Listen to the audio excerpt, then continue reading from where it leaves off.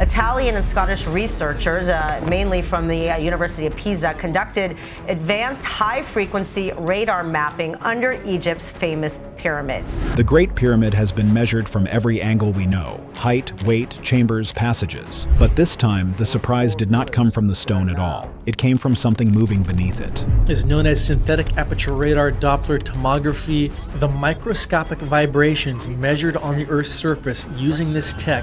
When AI stitched together the latest scans, a strange energy pattern appeared in the bedrock, shifting in ways no one had predicted. Scientists rushed to double-check it, and Egyptologists rushed to control the story, turning the Great Pyramid and its bedrock into data. Before artificial intelligence could work on the Great Pyramid of Giza, researchers first turned the entire structure into a three-dimensional block of data. For most of its life, the Great Pyramid looked like a single solid block of stone from the outside, with only a few cramped spaces inside that anyone could actually enter. Early explorers could reach the descending passage, the so-called Queen's Chamber, the Grand Gallery, the King's Chamber, and a rough underground room cut into the limestone below the base, and that was about it. No one could see what was going on inside the bulk of the masonry or in the rock under the pyramid without cutting into it, which was never going to happen on a monument like this. That changed when a group of engineers and physicists decided to treat the pyramid like a giant structure that needed to be inspected, the same way you might inspect a bridge or a reactor.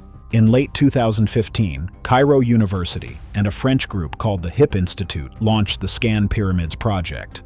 Their plan was to cover the pyramid and the rock around it with modern scanners, collect as much data as possible without touching a single block, and turn all of that into one detailed three-dimensional model. To do that, they stacked several tools on top of each other. Cosmic ray muon imaging uses fast, tiny particles that fall from space and pass through stone to show where the stone is thick and where it is empty. Infrared thermal cameras watch how the blocks heat up and cool down to find spots where heat leaks differently from the rest of the face. Ground-penetrating radar sends short radio pulses into the stone and soil and listens for echoes. Ultrasound does something similar with sound waves instead of radio. Electrical resistivity tomography pushes a weak electric current through the rock and measures how easily it moves, which changes if there is a cavity or softer material. Each method alone gives a rough picture, but together they start to draw something much sharper. The most famous breakthrough came from the tiny particles from space. When cosmic rays hit the upper air, they create particles called muons that shoot down through everything below. Rock blocks some of them. Empty space lets more of them through. By counting how many muons arrive from each direction, you can work out whether you are looking through dense stone or a hollow. It is like using rain to sketch the shape of a roof by watching how many drops reach buckets on the floor. The first cavities detected by the Scan Pyramids muography were empty space behind the chevrons above the Great Pyramid entrance. Scan Pyramids teams put 3 different types of muon detectors in and around the Great Pyramid. Each setup looks at the pyramid from a different angle but counts the same rain of muons.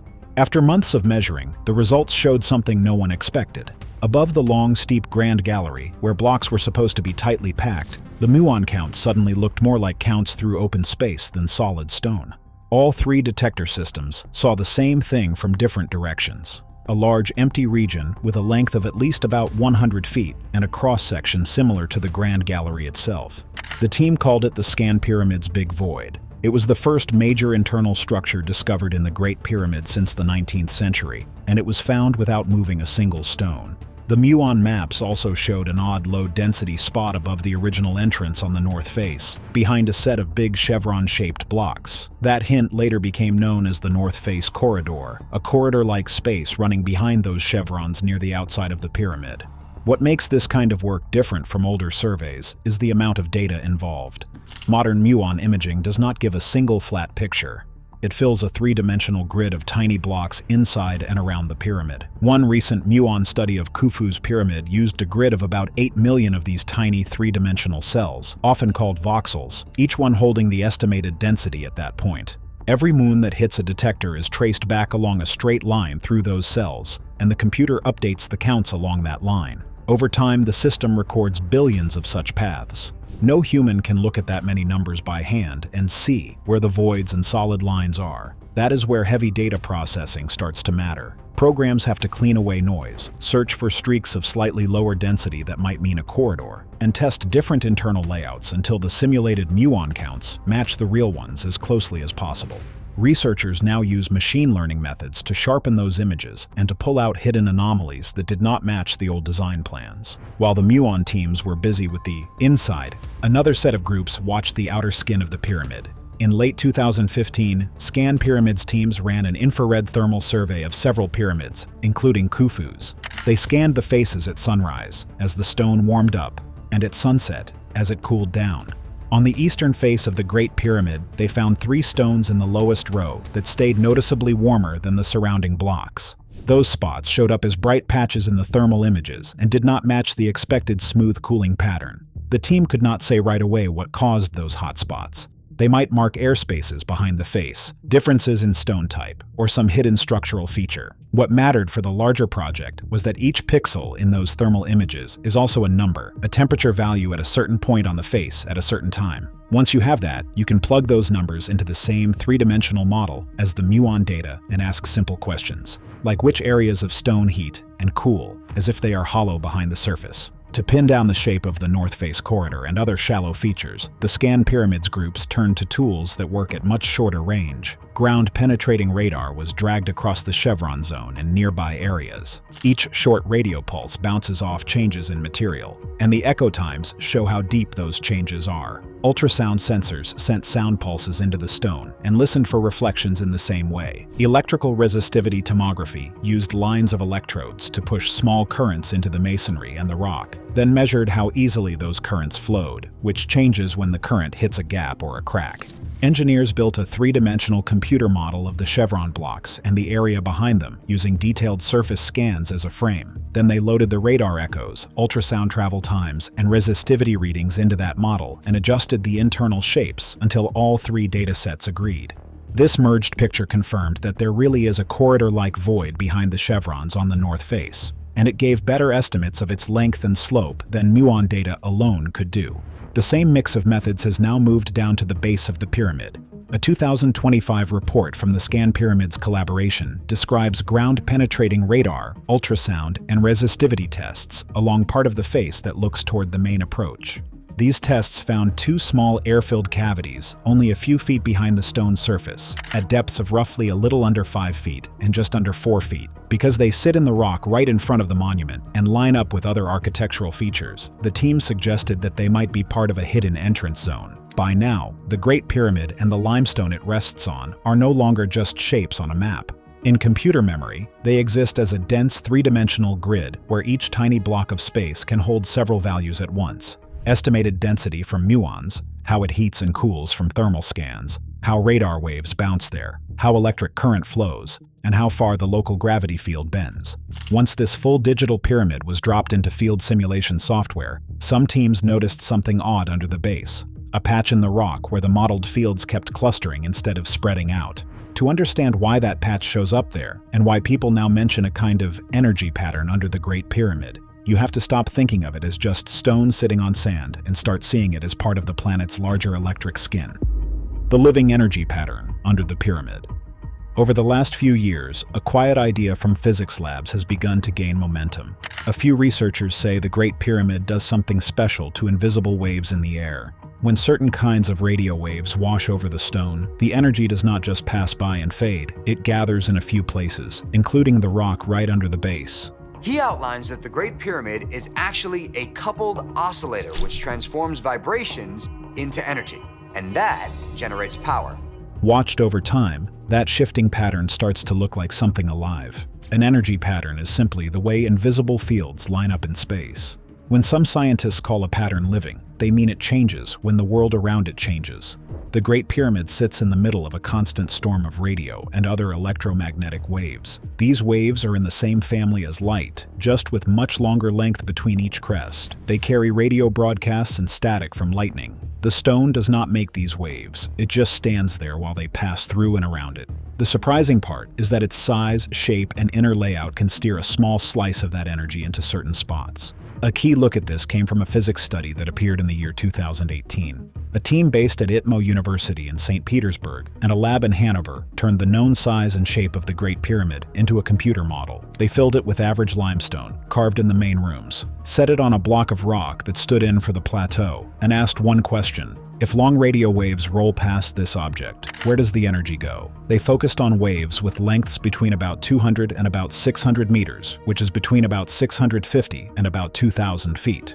That range is much longer than the pyramid is tall, so these waves act more like a slow tide that washes over the whole structure than like a tight beam that hits one stone. When the team let those waves strike the model from different sides, they found that most of the time the energy simply scattered, but at a few special wavelengths, the pyramid behaved like a tuned body and certain spots lit up.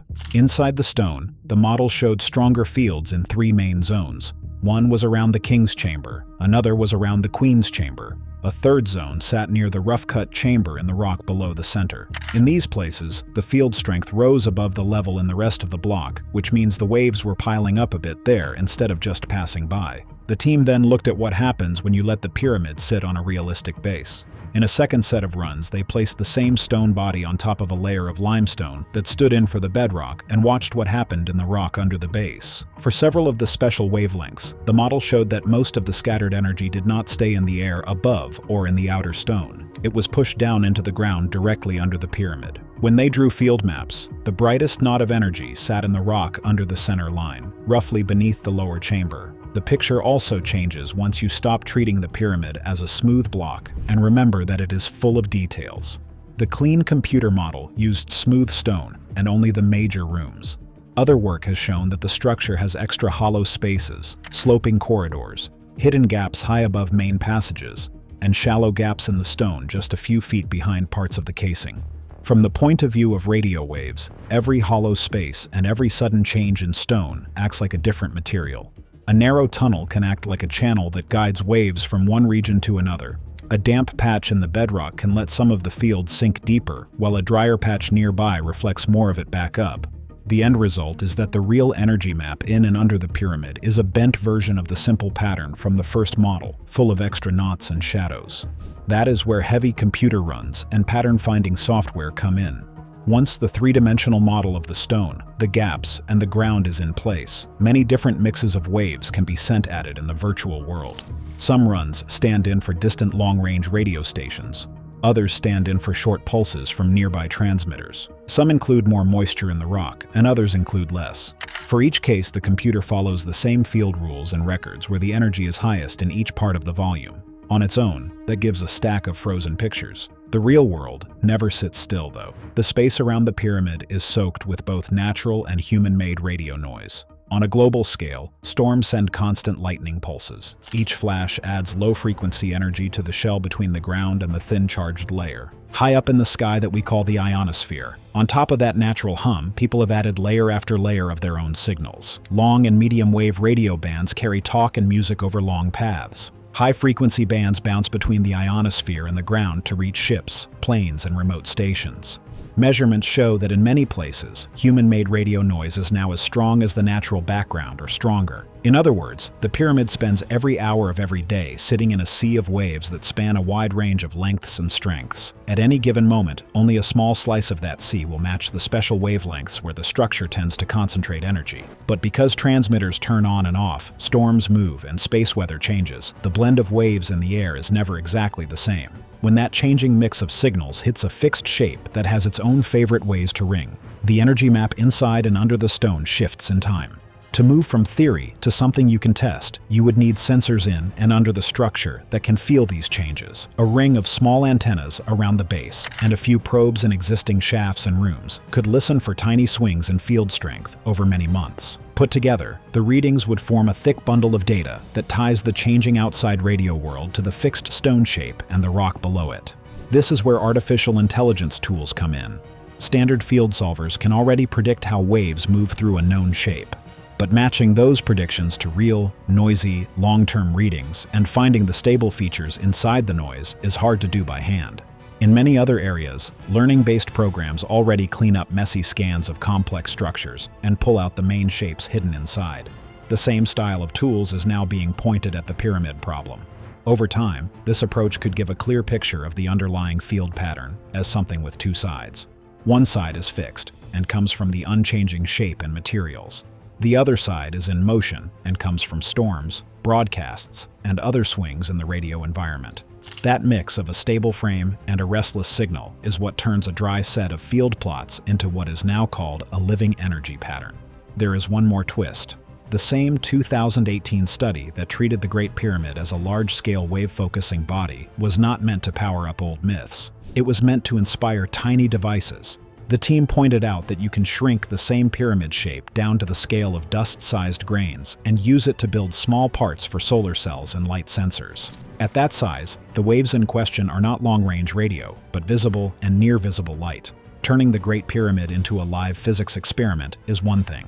Dropping terms like living energy pattern and artificial intelligence into the same breath as Egypt's most famous tomb is something else entirely, and that is where the human panic really begins.